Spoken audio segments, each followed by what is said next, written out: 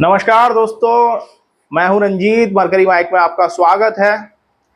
मैं हरियाणा की गुड़गांव लोकसभा सीट का लब्बे लुआब लेकर आपके सामने आया हूं। पिछले 5 दिन से मैं गुड़गांव में था और उसके आसपास जो भी क्षेत्र है, 9 विधानसभाएं लगती हैं गुड़गांव लोकसभा में। ज़्यादातर विधानसभाओं का मूड समझने की कोशिश की मैंने, लोगों से बात की, of the camera on the camera दोनों तरह से बात करने की कोशिश की और लोगों को समझने की कोशिश की। गुड़गांव लोकसभा सीट की अगर हम बात करें तो ये सीट निश्चित तौर पर राव तुलाराम के जो वंशज हैं, तो चौधरी बीरेंद्र सिंह के, राव बीरेंद्र सिंह के बेटे राव इंद्रजीत सिंह की हनक वाली सीट है। लेकिन इस सीट पर राज बब्बर जब से कांग्रेस की तरफ से पहुंचे हैं, वहां कांग्रेस ने उनका नाम घोषित किया और उसके बाद वो नॉमिनेशन करके आए और अब वो चुनाव लड़ रहे हैं, फील्ड में हैं। तब से जाकर ग्राउंड पर जो आप लोगों से बात करिए तो राज बब्बर का जो आकर्षण है वो लगातार बढ़ रहा है और डे बाई डे ये चुनाव जो है बड़े कसमकस वाली स्थिति में पहुंच रहा है। दरअसल कल जब मैं गुड़गांव से निकल रहा था तो मैंने रेवाड़ी, पटौदी, बादशाहपुर, धारूहेड़ा और उसके बाद आप नूह की तरफ आ जाइए, इस इलाके में जब लोगों से रुक रुक के बातचीत की है तो जो समझ में आया है, मैक्सिमम सीट जो है 9 विधानसभाएं हैं, बादशाहपुर, धारूहेड़ा, पटौदी, रेवाड़ी।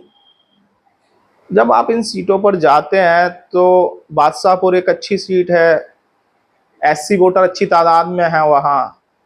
पटौदी रिजर्व सीट है, लेकिन ये राव इंद्रजीत के प्रभाव वाली सीट मानी जाती है पटौदी विधानसभा। रेवाड़ी पर आप जाएंगे तो कांग्रेस के विधायक हैं चिरंजीव लाल, कैप्टन अजय सिंह के बेटे हैं। और जब आप क्षेत्र में जाएंगे, वोटर्स से बात करेंगे, तो आपको यहाँ जो मुद्दे मिलेंगे वो मुद्दे क्या क्या हैं? वो मुद्दे हैं बेरोजगारी, महंगाई। और जो मुझे सबसे चौंकाने वाली बात लगी हरियाणा के अंदर, तो वो ये थी कि वहां राम मंदिर के मुद्दे पे जब आप बात करेंगे तो लोग उसे सिरे से नकार देते हैं। वो कहते हैं भाई ये मुद्दा तो है ही नहीं हमारे यहाँ। हमारे यहाँ जो मुद्दे हैं वो अग्निवीर जैसा मुद्दा है। भाई आपने सेना के में जो भर्ती की जो ये नई योजना लेकर आप आ गए, आप अग्निवीर, ये तो कतई नहीं चलने वाली। आपने बेरोजगारी पे क्या किया, आपने महंगाई पे क्या किया? गुड़गांव की हम बात करें तो सीवर की बात करेंगे, वो रेवाड़ी में आप जाएंगे तब सीवर की बात करेंगे कि भाई आप प्रदेश में भी हो, केंद्र में भी हो, आपने सीवरेज का क्या किया? यहाँ जो ड्रेनेज प्लानिंग है वो है ही नहीं आपके पास। तो जब लोग बात कर रहे हैं इन सब चीजों की तो आपको समझना होगा।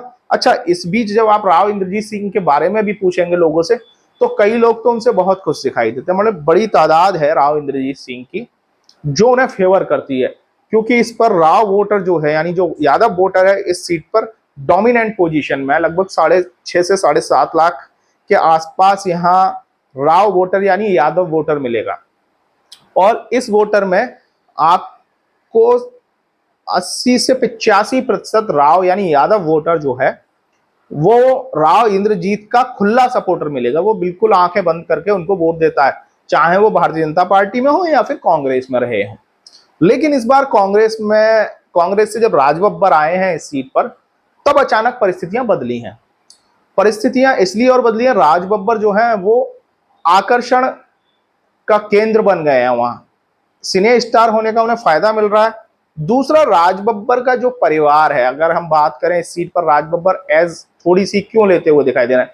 दरअसल राज बब्बर जब किसी सभा में जाते हैं तो वो ग्राउंड जीरो की बात करते हैं, जमीन से जुड़ी हुई, यानी वो स्टडी करके जमीन पर पहुंच रहे हैं।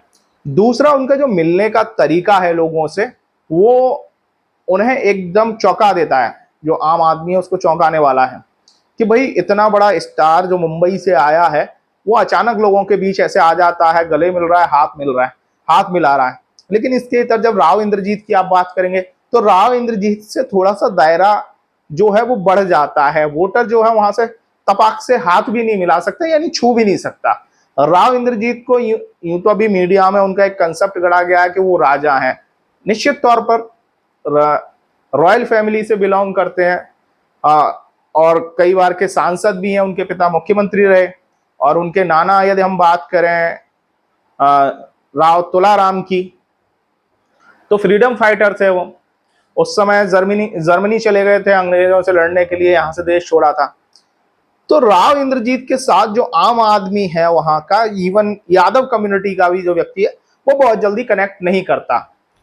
हाथ जोड़ के उनसे नमस्कार कर लेगा। मैंने जब लोगों के बीच सुना है कि वो तो अपनी गाड़ी से नहीं उतरते, जब वोट मांगते हैं अपनी गाड़ी से नहीं उतरते। लेकिन राव इंद्रजीत की बेटी जो है आरती राव, वो लोगों के बीच दिखाई दे रही है वहां पर, वो वोट मांग रही है लगातार।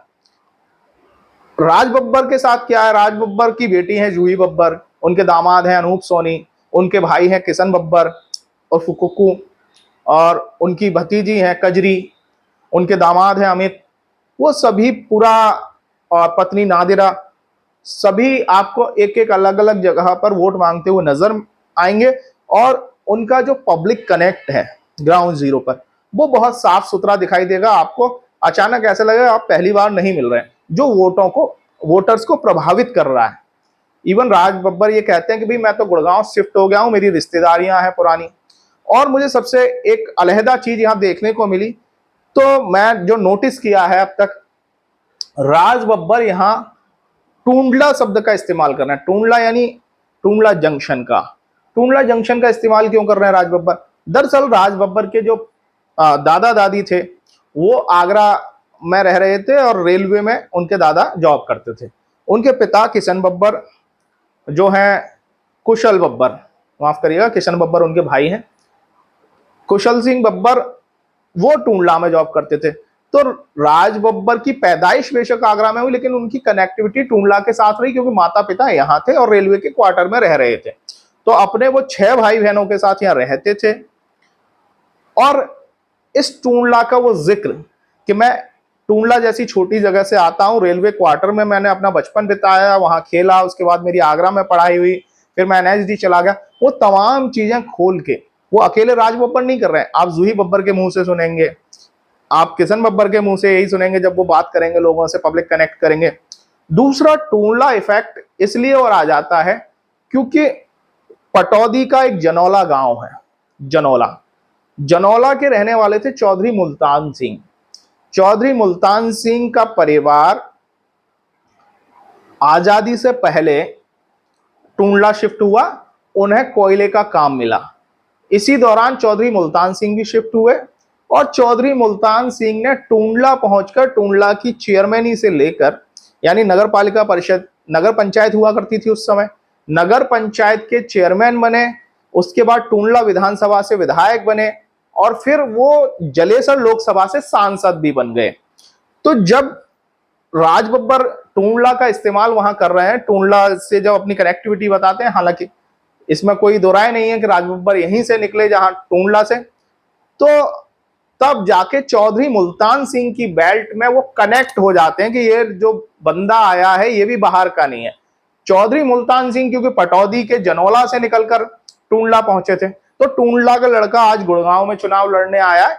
लिहाजा लड़का तो मैं इसलिए कह रहा हूं, हालांकि 72 ईयर्स ओल्ड है राज बब्बर साहब, लेकिन उनका जब आप अंदाज देखेंगे तो वो 30-35 साल के युवा को फेल कर देते हैं। उनका जो स्टेमिना है, मैं उनकी तारीफ नहीं कर रहा, जो मैंने देखा है वो बता रहा हूं। राव इंद्रजीत के बारे में जब आप बात करेंगे, तो राव इंद्रजीत के साथ ये चीजें थोड़ी सी इतर हो जाती हैं। वो पब्लिक कनेक्ट करने में उतने माहिर नहीं दिखते, उनके अंदर वो रुआब, वो रॉयलिटी झलकती है कि मुझे आम आदमी से दायरा या दूरी बना के रखनी है।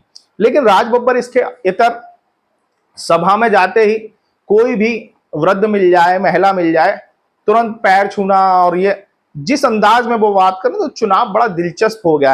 अब मैं बात करूंगा इन दोनों शख्सियत से हटके जनता के बीच की।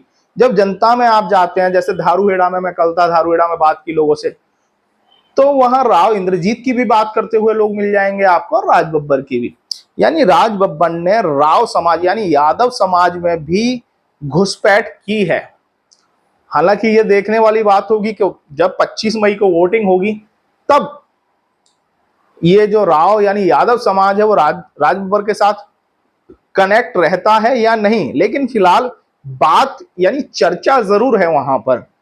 तो अगर आप नुहू और मेवात के इलाके की बात करेंगे, तो वहां आपको कांग्रेस ही कांग्रेस दिखाई देगी, यानी राज बब्बर ही राज बब्बर दिखाई देते हैं। और जब मैं वहां के लोगों से बात कर रहा था, तो उन्होंने मुझे बताया कि जब राज बब्बर पहली दफा यहाँ आए, तो आप ये समझ लीजिए गलियां और सड़कें बिल्कुल चौक थी। लोग ही लोग दिखाई दे रहे थे उनके समर्थन में। और ये इतिहास भी रहा है कांग्रेस का कि जब नूह और मेवात वाली विधानसभाएं खुलती हैं तो कांग्रेस हावी रहती है, लेकिन जब पटौदी तक चुनाव आता है और रेवाड़ी की तरफ चुनाव आएगा, जब बादशाहपुर पे चुनाव आएगा, तो फिर चीजें बदलती हैं, भारतीय जनता पार्टी के पक्ष में जाती हैं। तो यहां पर जो मुकाबला है बड़ा कसमकस भरा दिखाई देता है, लेकिन कांग्रेस ने राजबब्बर को उतार के इस सीट में जान डाल दी है और ये सीट निश्चित तौर पर बीजेपी से कांग्रेस में कन्वर्ट हो सकती है। हालांकि राव इंद्रजीत बहुत गहरे प्रत्याशी हैं, मजबूत प्रत्याशी हैं, लेकिन दोनों में मुकाबला बहुत कड़ा है। आपको हमारी समीक्षा कैसी लगी जरूर बताइएगा, कमेंट हमें करिएगा। मुझे पता है हरियाणा और गुड़गांव के लोग इसको पसंद कर रहे हैं, मुझे मेरे वीडियो को, मेरी समीक्षा को, तो जरूर लिखेगा। और साथ ही साथ गुजारिश, हमें सब्सक्राइब करिए, हमारे जो वीडियो हैं उसे लाइक करिए, ज्यादा से ज्यादा शेयर करिए, जिससे हमारी ये मरकरी माइक की जो आवाज, स्वतंत्र आवाज है, और बुलंद हो सके। नमस्कार।